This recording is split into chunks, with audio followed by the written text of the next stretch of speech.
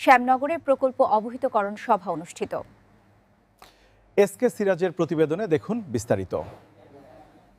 সাতক্ষীরার উপকূলীয় জনপদ শ্যামনগরে লিডার্স এনজিওর উদ্যোগে বিভিন্ন উন্নয়নমূলক প্রকল্প নিয়ে বিশেষ অবহিতকরণ সভা অনুষ্ঠিত হয়েছে।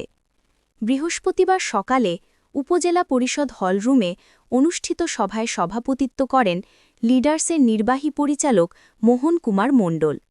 প্রধান অতিথি ছিলেন উপজেলা নির্বাহী কর্মকর্তা দেদারুল ইসলাম। সভায় নির্বাহী পরিচালক মোহন কুমার মণ্ডল বলেন, জলবায়ু পরিবর্তনের চ্যালেঞ্জ মোকাবিলায় উপকূলের মানুষের খাদ্য নিরাপত্তা নিশ্চিত, জলবায়ু সহনশীল কৃষি সম্প্রসারণ, নিরাপদ পানীয় জলের সহজলভ্যতা বৃদ্ধি ও অর্থনৈতিকভাবে স্বাবলম্বী জনগোষ্ঠী গড়ে তুলতে কাজ করছে লিডার্স। তিনি আরও বলেন, প্রকল্প বাস্তবায়নে স্থানীয় ও জাতীয় পর্যায়ের সমন্বয়, স্বচ্ছতা ও জবাবদিহিতা নিশ্চিতের মাধ্যমে কার্যকর পরিবর্তন আনা সম্ভব।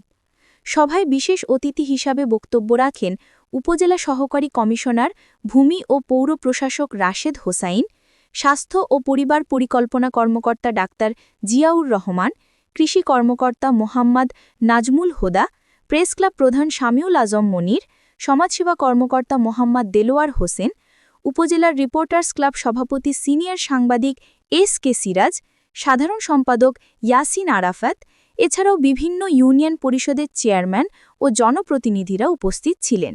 বক্তারা বলেন, প্রতিটি প্রকল্প যেন স্বচ্ছতা ও জবাবদিহিতার মধ্যে বাস্তবায়িত হয় এবং যাতে এর সুফল সরাসরি সাধারণ মানুষের দোরগোড়ায় পৌঁছে যায়।